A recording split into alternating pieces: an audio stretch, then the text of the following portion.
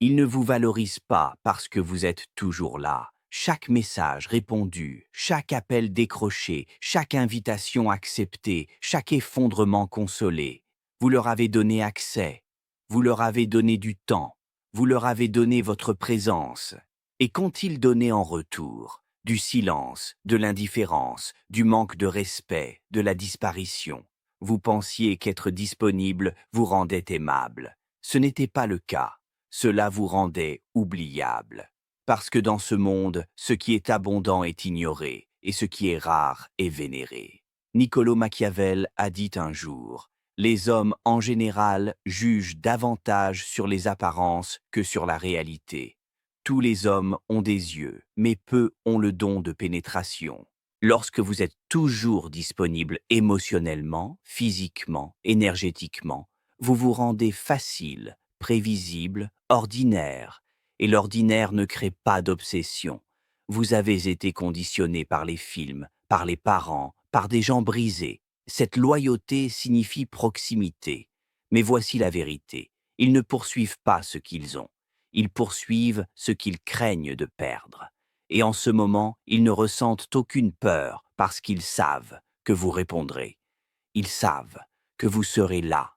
Ils savent que vous pardonnerez. Vous êtes devenu prévisible, et la prévisibilité tue le désir. Soyons clairs, ils ne s'éloignent pas parce qu'ils ont trouvé quelqu'un de meilleur. Ils s'éloignent parce que vous avez cessé d'être rare, et personne ne s'obsède sur ce qui semble facilement accessible. Pas parce que cela manque de valeur, mais parce que sa valeur est trop facile à obtenir. La rareté n'est pas un jeu. C'est une question de récupérer de la gravité. Comme l'a écrit Machiavel, l'homme sage fait tout de suite ce que le fou fait, finalement. Arrêtez de retarder votre disparition. Commencez à rendre votre présence précieuse. Réfléchissez, les diamants ne sont que des pierres. Mais pourquoi les gens meurent-ils pour eux? Parce qu'ils sont rares, parce que vous ne pouvez pas les trouver par terre. Maintenant, imaginez que quelqu'un vous donne un seau de diamants chaque jour gratuitement. Les apprécieriez-vous encore?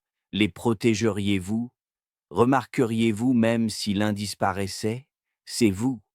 Vous êtes le diamant, mais vous vous montrez comme du gravier. Soyons brutaux. Vous étiez là quand ils n'avaient rien. Vous les avez soutenus quand personne d'autre ne l'aurait fait. Vous avez pardonné leurs habitudes. Vous avez tenu leurs mains à travers le chaos. Et maintenant, ils disparaissent.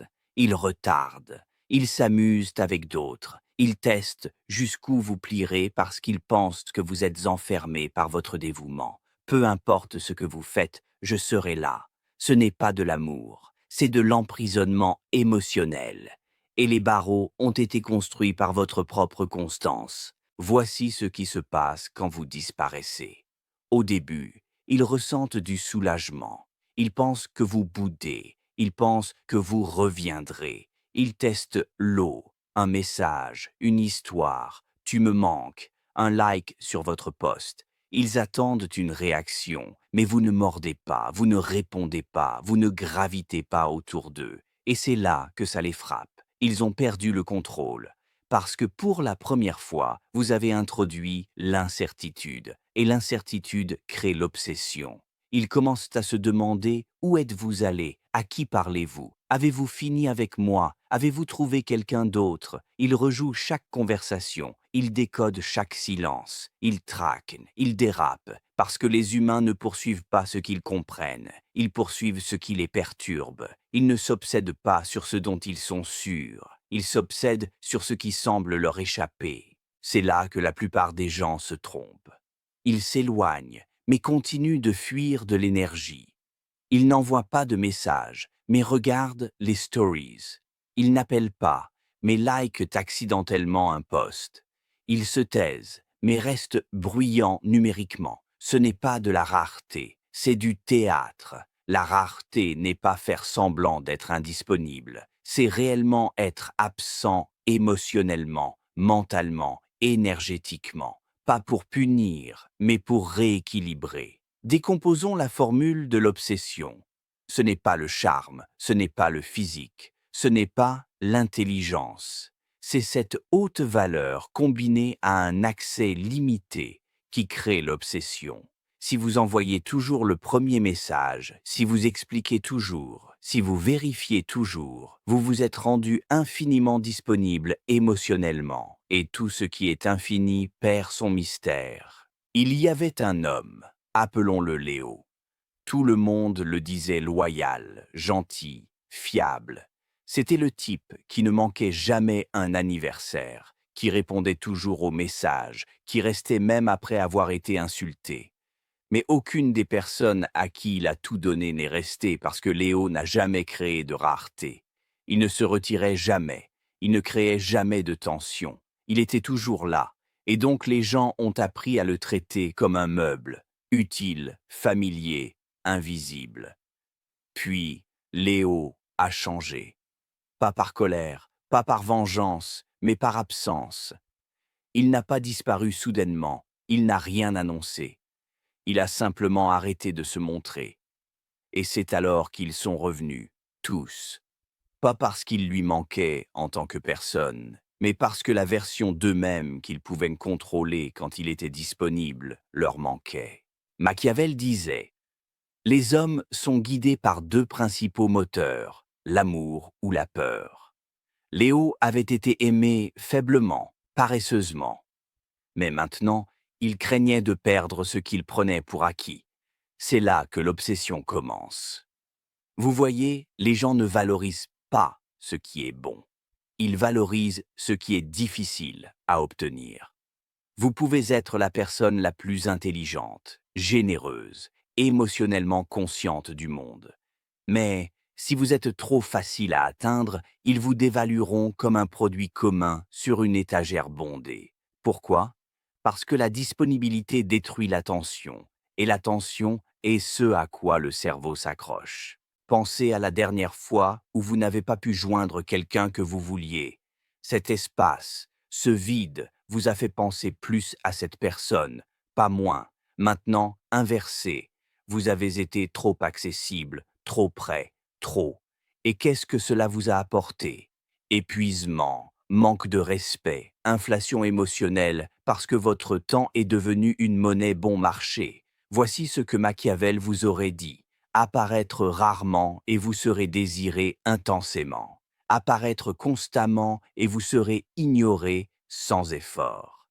La plupart confondent rareté et drame, mais la vraie rareté n'est pas bruyante. Ce n'est pas une menace, ce n'est pas une crise. C'est le silence, c'est l'indisponibilité, c'est la maîtrise de soi. Vous ne disparaissez pas pour manipuler, vous disparaissez pour vous recalibrer. Vous ne vous retirez pas pour les blesser, vous vous retirez pour vous rappeler votre valeur. Alors, que se passe-t-il quand vous appliquez cela pour la première fois?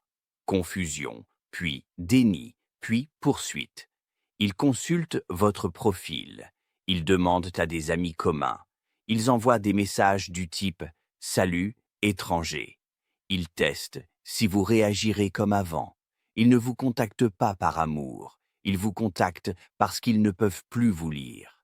Machiavel savait qu'il est bien plus sûr d'être craint qu'aimé lorsqu'il faut choisir. La peur, ici, est la peur de perdre l'accès à quelqu'un de prévisible. Maintenant que vous êtes imprévisible, qu'il ne contrôle plus votre attention, qu'il ne provoque plus de réaction, il panique car il réalise que vous n'avez plus besoin d'eux. Mais voici la subtilité. Ils ne reviennent pas avec un engagement total. Ils reviennent légers, sûrs, détachés. Ils cherchent une faiblesse. Ils observent les fissures, une seule fuite émotionnelle de votre part, un like, une réponse rapide, un post disant « Je pense encore à toi ». Et l'illusion est brisée. C'est pourquoi la rareté doit être réelle, pas simulée, pas stratégique. Ce n'est pas fermer votre cœur, c'est fermer les portes à ceux qui frappent par ennui, pas par respect. Et soyez clairs, vous perdrez des gens. Ceux qui venaient pour ce qui était facile, ceux qui vous aimaient faibles, réactifs, émotionnellement dépendants. Mais ce que vous gagnez, espace, clarté, votre force retrouvée, et finalement, respect, car on ne respecte que ce qu'on ne peut pas contrôler. Vous n'avez pas besoin d'être méchant, vous n'avez pas besoin d'insulter, vous devez simplement arrêter d'être leur système émotionnel disponible à volonté. Machiavel appellerait cela gouverner par la peur et l'absence. Et quand ils réalisent qu'ils ne peuvent plus vous atteindre à volonté, ils vous poursuivent correctement ou disparaissent. Les deux sont des victoires, car votre paix n'est plus une monnaie d'échange. Vous êtes rare, vous êtes distant, vous êtes indisponible par défaut. Et enfin, ils commencent à vous désirer.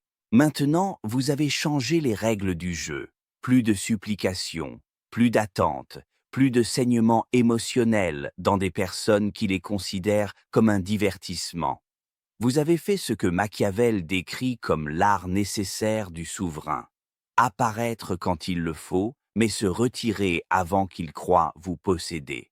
Ce n'est plus une question d'amour, c'est une question de pouvoir. Pouvoir de discipline émotionnelle, pouvoir de rareté perçue. Une fois que les gens croient que vous n'êtes pas toujours disponible, ils se battent pour ce qui était autrefois donné gratuitement. Et ce combat, vous l'avez donné gratuitement. Maintenant, ils vont travailler pour l'obtenir. Parlons d'obsession. L'obsession ne commence pas dans le plaisir, elle commence dans la perte. Les gens ne s'obsèdent pas sur ce qui les rend confortables, ils s'obsèdent sur ce qui les fait douter d'eux-mêmes. Et rien ne fait plus douter que d'être remplacé émotionnellement sans explication. C'est pourquoi le détachement fonctionne.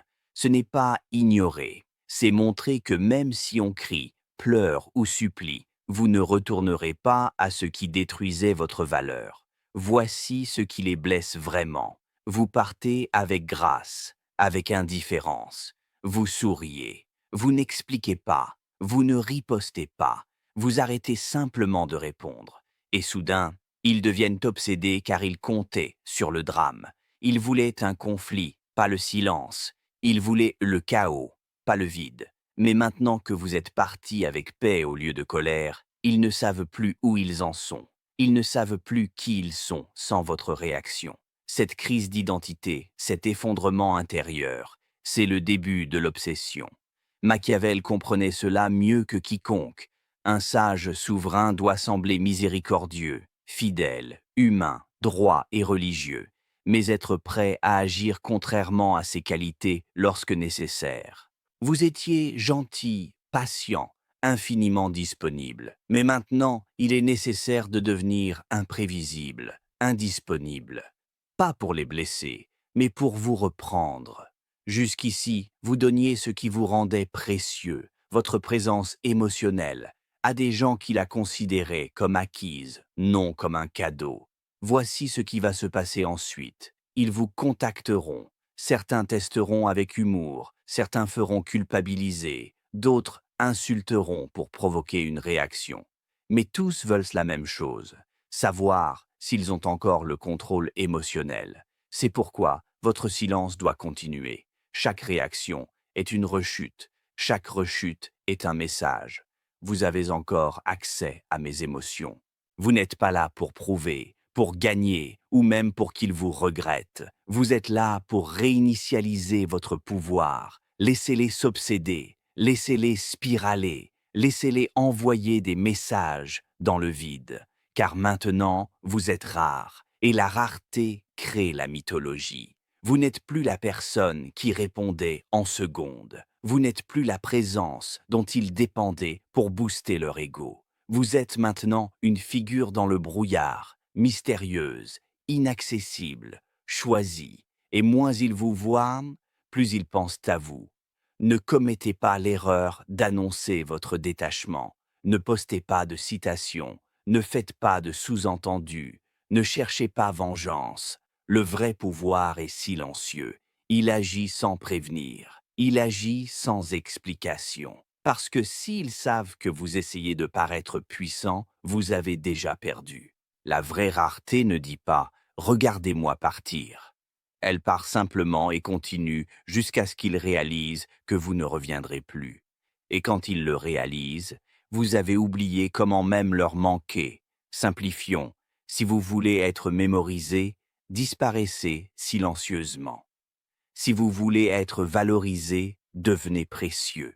Si vous voulez être poursuivi, arrêtez d'être prévisible. Et si vous voulez être vraiment puissant, suivez la règle finale de Machiavel. Les hommes oublient plutôt la mort de leur père que la perte de leur héritage.